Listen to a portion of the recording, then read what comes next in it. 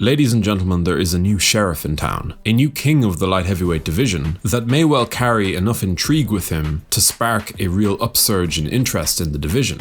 Because let's face it, the light heavyweight division hasn't quite followed the heavyweight division into their recent new era, where a wealth of new contenders have found their way to the top of the pile. No, the 205 pounders in the post-John Jones era, and even during the tail end of that title reign, have certainly failed to capture the imagination of the public in the same way that heavyweight has of late, through the emergence of the likes of Francis Ngannou, Cyril Gane, Taito Ivasa, Tom Aspinall, and more. The one fighter who is best suited to lead 205 into its new era managed to pass his greatest test, capturing UFC gold in one of the greatest 5-round title fights you'll ever see, emerging as the youthful, electric, and magnetic champion the weight class has been screaming out for years now. All of the champions who have ruled since John Jones first captured the belt have been aging fighters: Daniel Cormier, Jan Blachowicz, Glover Teixeira. All excellent fighters in their own right, don't get me wrong, but they're not the new blood that Jiri Prochazka clearly is. And prior to this fight, one of the main questions I had was just how much Prochazka could make the general public latch on, and in particular, how the casual fan base would react. Them being, of course, the overwhelming majority of those who buy pay-per-views and tune in.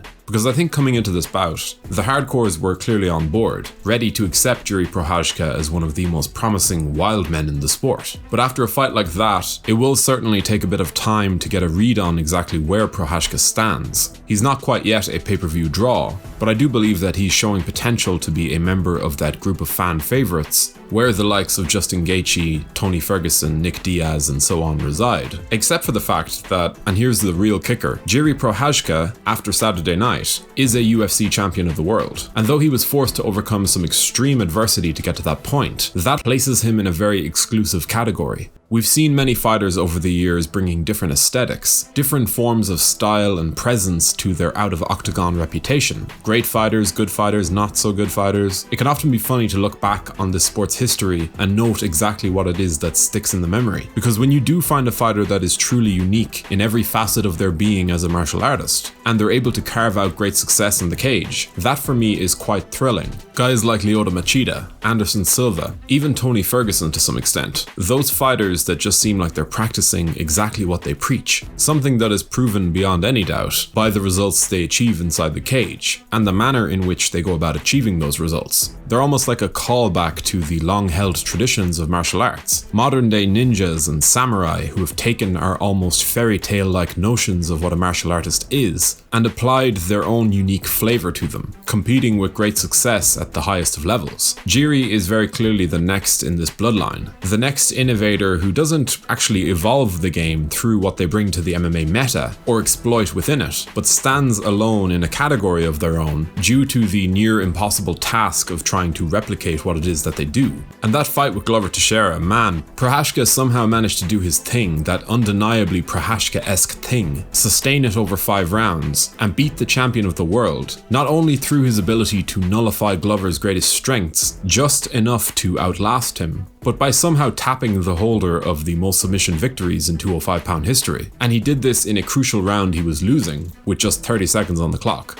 That is just silly. It's silly levels of good. A truly ridiculous title-winning performance, in a fight that was just silly good. And I will use that term repeatedly here, because even as I watched it back, even knowing how it played out, I just couldn't get over how wild it was, not just in terms of the action, but also the momentum, the dynamic between both guys, and of course, the outcome, that silly good outcome. On a quick side note, if you're enjoying this content and would like to stay up to date with all of our weekly uploads, be sure to subscribe to the channel now because, like Jiri Prochazka, MMA Dive are the top-notch sporting, philosophically dense, ninja-esque rising star on this platform. The hardcores already know what's up, of course, but in time, the rest will have no choice but to subscribe.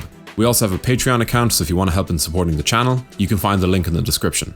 Jiri Prochazka does seem like he's primed to be a major sensation for the UFC, but only time will tell just how much he can grow in terms of the promotion's flagship stars. What I will say at this point in time is that while the entire concept was totally stupid, I feel as though Jiri Prochazka embodies exactly what it was we wanted out of that BMF title, the one that was contested by Nate Diaz and the eventual winner Jorge Masvidal.